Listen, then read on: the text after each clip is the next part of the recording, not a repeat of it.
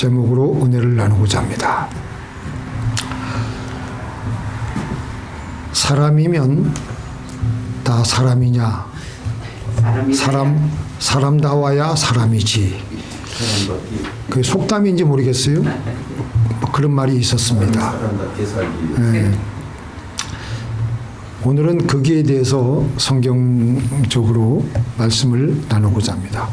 성경에 의하면 동물과 인간은 모두 다 흙으로 만들어졌습니다.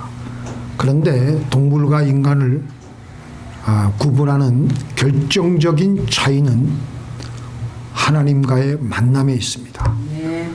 창세기 2장 7절에 보니까 여호와 하나님이 흙으로 사람을 지으시고 생기를 그 코에 불어넣으시니 사람이 생명이 된지라. 그래서 우리 사람은요, 물질적인 존재가 될 수가 없습니다. 아무리 자연과학이 진화론을 들먹이며 인간의 물질성을 설득하지만 그것 가지고는 인간이 될 수 없습니다. 인간은 하나님께서 그 코에 생기를 불어넣어 주시는 순간 온전한 인간으로 탄생합니다. 오늘 우리가 읽었던 말씀, 하나님께서는 에스겔을 이끌고 어느 골짜기로 데리고 갑니다. 그곳에 가보니까 마른 뼈들이 진리비예요. 가득 찬 거예요. 에스겔이 하나님의 명을 쫓아서 말씀을 선포하니까 마른 뼈들이 서로 자기 것을 찾아서 서로 연결이 되는 거예요. 그 위에 또 힘줄이 돋고 살이 오르고 가죽이 덮이고 겉으로 보기에는 멀쩡한 인간의 형체를 다 갖췄습니다. 그러나 아직 살아있는 인간은 아니에요. 아직 생기가 없기 때문입니다. 저 구절에 보니까 앞 구절을 제가 읽어드릴게요. 또 내게 이르시되 인자야 너는 생기를 향하여 대언하라. 생기에게 대언하여 이르기를 주 여호와의 말씀에 생기야 사방에서부터 와서 이 사망을 당한 자에게 불어서 살게 하라. 그러니까 생기가 그들에게 들어가면서 그 마른 뼈들이 비로소 살아있는 인간이 된 것입니다. 생기는 히브리어로 루아흐인데 여기서는 주님의 영, 성령을 가리킵니다. 1절 보니까 여호와께서 권능으로 내게 임하시고 그 신으로 나를 데리고 가서 해서 그 신이 루아후입니다. 14절에 또 내가 내 신을 너희 속에 두어, 그러니까 이 성령을 너희 속에 둔다는 겁니다. 그래서 인간은 마른 뼈와 그 위에 임한 르아흐로 구성된 존재입니다. 다시 정리해서 말씀드리면 히브리적 인간관에서는요, 인간은 육신과 영혼으로 구성된 존재이라기보다는 육신과 그 위에 임한 성령으로 구성된 존재입니다. 그래서 인간은 하나님의 영이 없이는 온전한 인간이 아닙니다. 인간은 하나님과 연결되었을 때만이 온전한 인간입니다. 하나님 없는 인간은 단순히 마른 뼈일 뿐입니다. 그게 성경에서 말씀하고 있는 거예요. 요한복음에서 예수님은 뭐라 그러셨습니까? 진실로 진실로 너에게 이르노니 죽은 자들이 하나님의 아들의 음성을 들을 때가 오나니 곧 이때라 듣는 자는 살아나리라. 하나님을 알지 못하는 자, 하나님을 아직 믿지 않는 자들은 죽은 자들이에요. 죽은 자들. 그런데 하나님의 말씀을 듣는 순간 깨어나기 시작하는 거예요. 우리 부활하신 예수님께서 제자들에게 그 장면을 매우 실감 있게 말씀하시는데요. 이 말씀을 하시고 저희를 향하여 숨을 내쉬며 가라사대 성령을 받으라. 바로 이것은 에스겔이 보았던 마른 뼈 위에 생기가 임하여서 하나님의 군대가 되는 장면과 똑같습니다. 부활하신 주님은 제자들에게 뭐라 그러셨어요? 너희들은 예루살렘에서 성령을 받기까지 기다리라고 하셨어요. 약속대로 오순절에 성령이 바람처럼 불처럼 임하셨습니다. 그래서 오순절을 기점으로 교회가 탄생한 거예요. 그래서 이 오순절을 기점으로 우리 인간이 어떤 존재인가를 우리는 다시 한번 생각을 해봐야 됩니다. 창세기 5장 2절에 보니까 남자와 여자를 창조하셨고 그들이 창조되던 날에 하나님이 그들에게 복을 주시고 그들의 이름을 사람이라 일컬으셨더라. 여기서 복이라는 것은 성경 주석학자들의 제가 의견들을 여러 가지 이렇게 보고 제가 이렇게 살피니까 제가 볼 때는 성령이에요, 성령. 그들에게 성령을 부어 주신 다음에 비로소 온전한 사람으로 살아갈 수 있다는 겁니다. 자, 함께 읽겠습니다. 이는 아브라함의 시작. 이는 아브라함의 복이 예수 그리스도 안에서 이방인에게 미치게 하고 우리가 믿음으로 말미암아 성령의 약속을 받게 하려 함이라. 이 복은 성령 받는 거예요. 복은 우리에게 가장 큰 복은 성령 하나님을 받는 겁니다. 그러니까 성령 없이는 우리는 사람이라고 할 수가 없는 것은 우리는 죽어 있었던 존재였습니다. 성령 받기 전까지는. 예수님께서는 우리 사람을 가리켜서 이렇게 말씀하셨어요. 너희의 허물과 죄로 죽었던 너희를 살리셨도다. 우리는 죽어 있었어요. 하나님의 성령이 우리 안에 들어오기 전까지 어떻게 죽어 있었느냐. 예수님이 그 상태를 얘기해 주는 거예요. 속에서 그 사람의 마음에서 나오는 것은 악한 생각, 음란과 도적질과 살인과 간음과 탐욕과 악독과 속임과 음탕과 흘기는 눈과 해방과 교만과 강패, 이 모든 악한 것이 나와서 사람을 더럽게 한다 그랬어요. 이런 사망의 것들이 우리 안에 그냥 마른 뼈와 같이 우리는 그렇게 살아왔던 겁니다. 그래서 예레미야에 보니까 제가 읽어드릴게요. 만물보다 거짓되고 심히 부패한 것은 마음이라. 누가 능히 이를 알리요마는. 이게 바로 우리의 상태예요. 만물보다 거짓되고 부패한 죽어 있었던 존재가 바로 우리예요. 그러니까 우리는 가만히 있으면 사망이 흘러나옵니다. 부패한 것이 막 흘러나와요. 우리 안에서 스멀스멀 피어오르며 안 된다는 생각, 간음의 생각, 살인 생각, 미워하는 생각, 악독한 생각, 음탕한 생각, 악하고 부패한 사망의 존재였기 때문에 그런 겁니다. 골짜기에 있는 마른 뼈와 같은 존재가 우리였어요. 에스겔이 본 골짜기에는 마른 뼈들이 쭉 널려 있는데 이 마른 뼈는 바로 누구를 가리키느냐? 이스라엘이에요. 사실은 이스라엘은, 유다 백성은 누구에 의해서 망했어요? 네? 바벨론에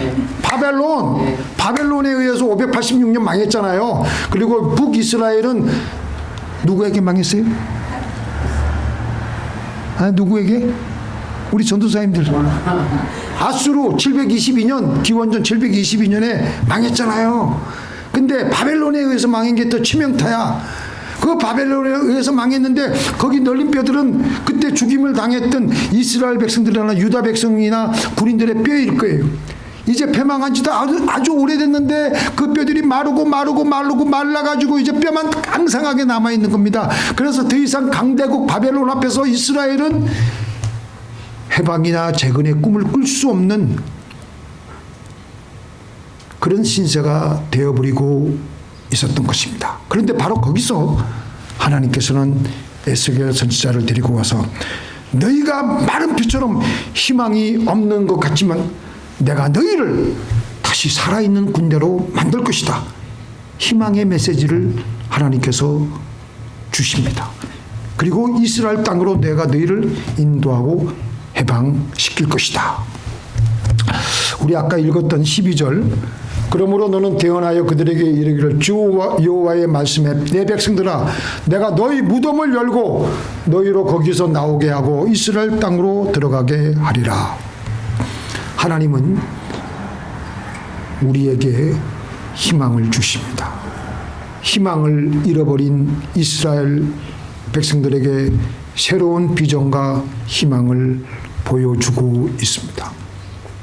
덴마크의 철학자 키엘케골은 사람을 가리켜서 죽음에 이르는 병이 든 존재라고 했습니다. 삶의 허무와 아득한 절망을 가슴에 안고 사람들은 인생의 허무와 무의미를 느끼고 살아갑니다. 그런 거 다 느끼실 때가 있죠. 전도서 1장 2절 3절에 보니까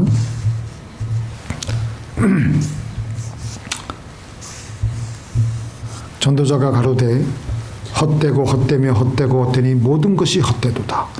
사람이 해 아래서 수고하는 모든 수고가 자기에게 무엇이 유익한고. 인생은 하나님 없이는요 다 허무해요.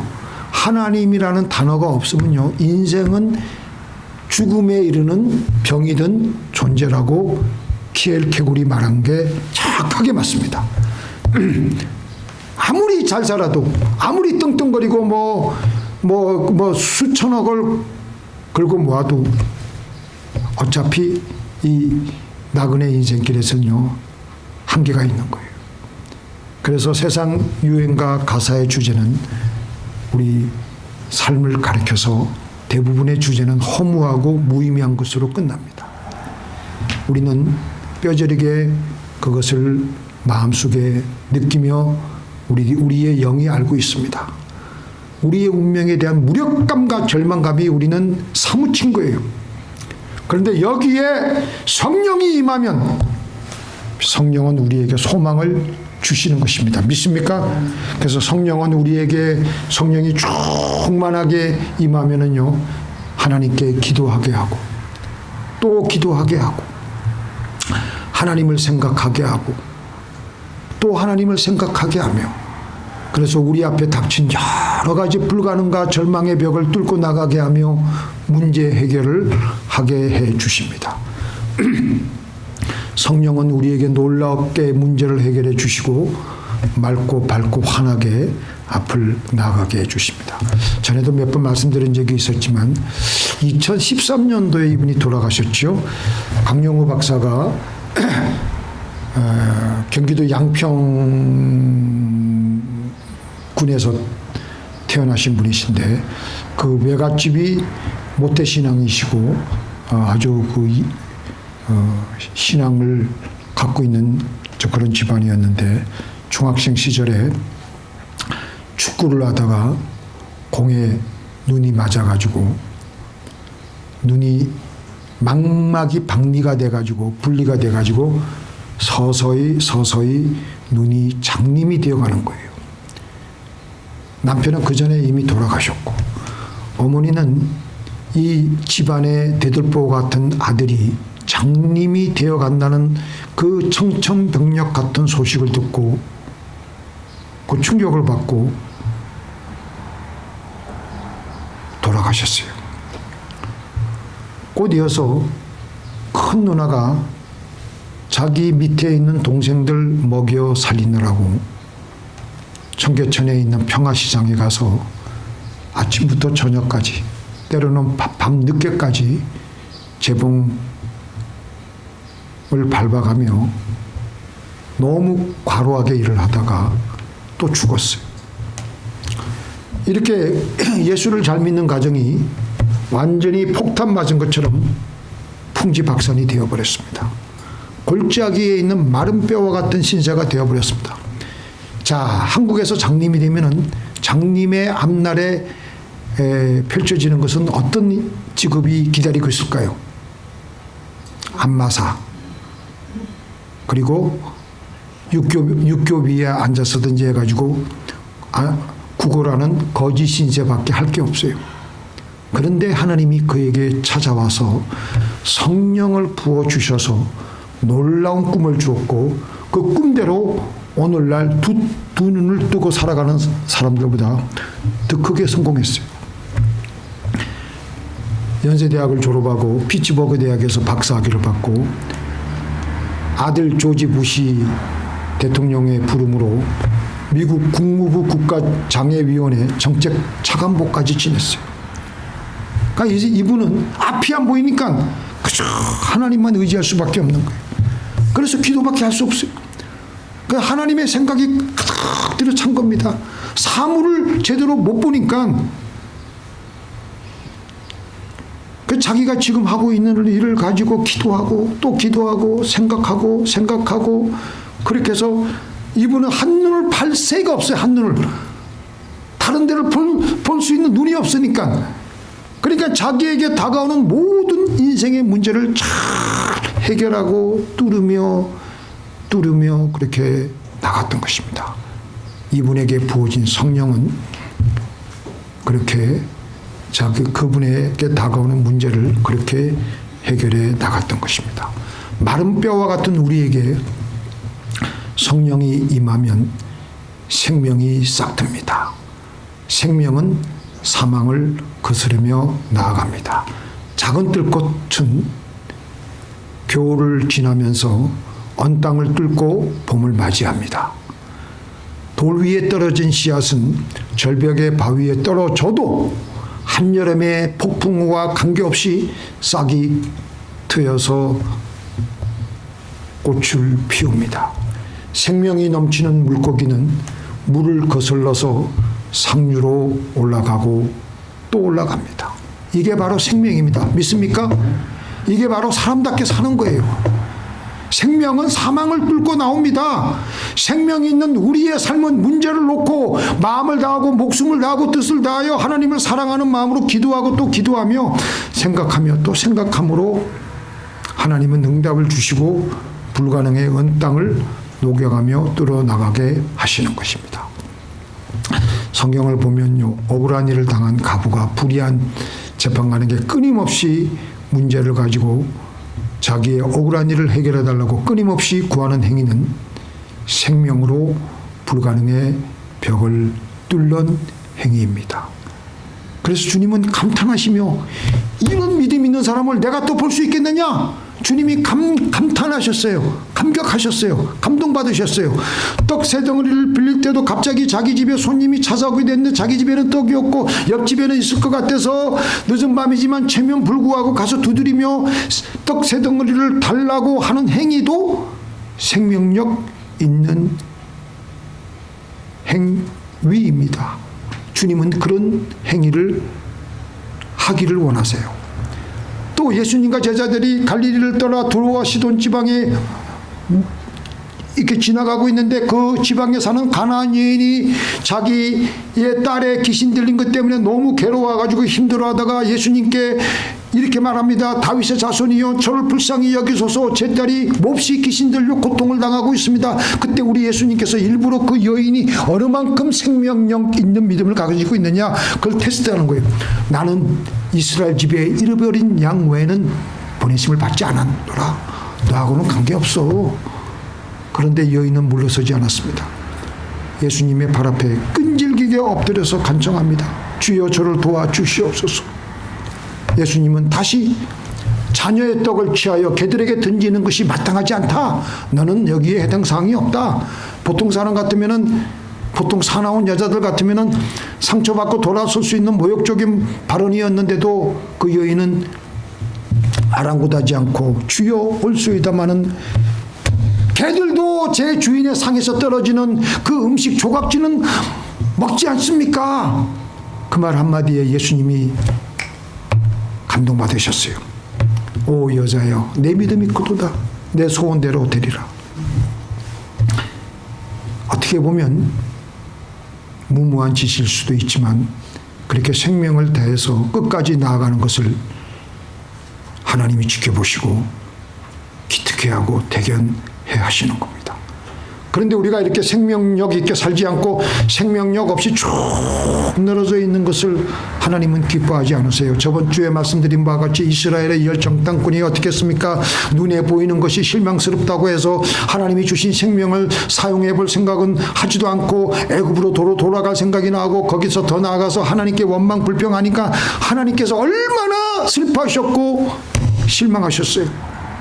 그리고 저들이 그러니까 실망하실 뿐만 아니라 정말 하나님이 화가 나신 것 같아.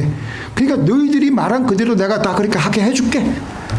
그래서 그들이 말한 대로 광야에서 다 죽도록 하나님께서는 그들이 다 죽어 갈 때까지 40년을 기다리신 것입니다.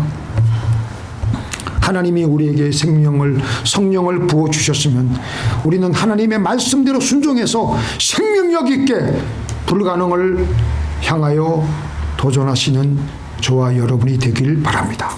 그저 내게 주어진 운명이겠거니 하며 주저앉아 있지 말라는 겁니다. 여러분들 중에서 영화 아라비아 로렌스라는 영화를 보신 분이 계실 것입니다. 어렸을 때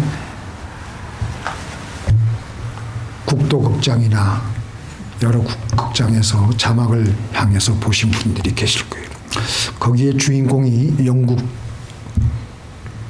장교인 로렌스가 요르단의 항구 도시인 아카바를 점령해야 되는데 이제 그 아카바를 점령하기 위해서 이제 나가는데 자기에게 주어진 군대는 너무나도 작아요. 근데 이 작은 군대를 이끌고 그 아카바라는 항구 도시를 점령하기 위해서는요, 기습 공격밖에 없어요. 불시에 쳐들어가는 것밖에 없어요. 그러려면은 전혀 예상하지 못한 것을 치려면은 반드시 모래바람이 그 부는 악천후 속의 그 기후를 뚫고 사막을 통과해서 기습 공격하는 것밖에 없어서 사막을 가로지르며 일행들을 데리고 나가는 겁니다. 한참 사막을 통과하는데 사막 중간 지점에 있는 오아시스에서 이제 조금 쉬면서 물도 먹고 낙타에게도 물을 먹이고 있는데 한 일행 중에 한 조그만 어린 녀석이 안 보이는 거예요. 소년이 안 보이는 거예요. 그래서 그 소년을 찾으려고 나가려고 하니까 다른 아랍계에 있는 그 자기의 일행들이 인샬라 이게 무슨 말이에요? 알라의 뜻대로 되었으니까, 알라의 뜻대로 죽었으니까 가지 말고 우리가 지금 가는 길이나 계속 가자. 걔는 포기하자. 그래도 이 로렌스 장교는 그 말을 듣지 않고 모든 사막길을 낙타를 타고 되돌아가서 반나절이나 그 길을 가다 보니까 그 어린 소년이 거기서 기진맥진해가지고 쓰러져 있는 거예요. 그 아이를 데리고 다시 오면서 자기의 일행인 다른 아랍 사람들에게 이렇게 말을 합니다. 영어인데 Nothing is written. 아무것도 기록된 것은 없다. 우리의 인생 하나님도 기록하지 않으셨어요. 그런데 우리는 미리 포기합니다. 시도조차 하지 않고 체념하고 포기합니다. 하나님은 하나님께서 우리에게 주신 생명, 성령의 생명으로 믿음으로 우리의 역사를 우리가 친히 써내려가기를 원하십니다. 그렇게 하시는 것을 하나님이 가장 기뻐하세요.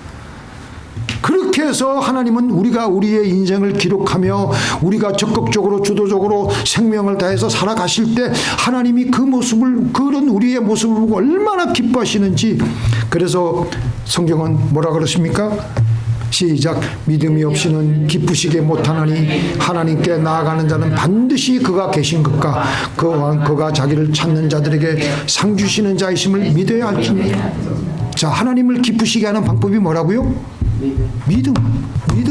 믿음으로 하는 생명을 다해서 우리의 역사를 써내려 가라는 겁니다. 그냥 사물의 환경에 여러 가지 부정적인 조건에 휘말리지 말고 거기에 무릎 꿇지 말고 믿음을 가지고 하나님의 약속의 말씀을 가지고 나가라는 겁니다.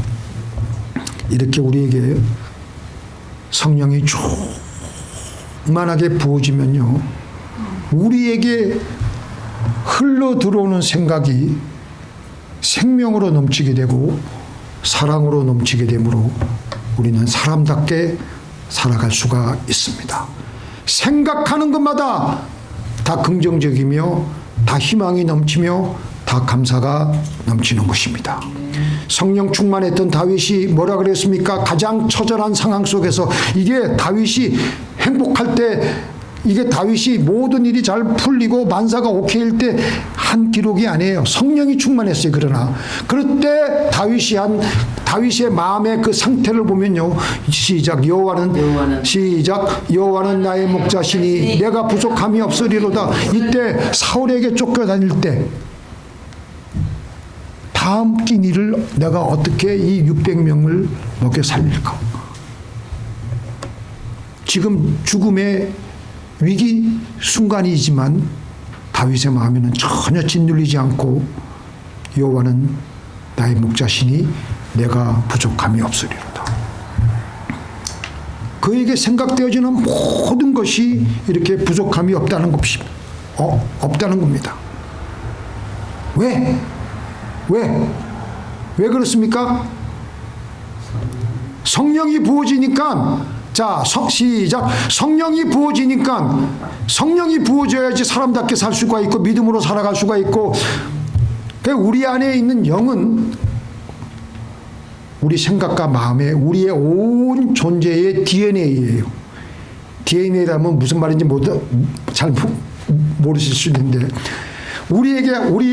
우리가 살아가는 환경을 통해서 모든 들어오는 정보를 우리 안에 있는 영이 걸러가지고 우리의 마음의 생각으로 흘러나오게 해요.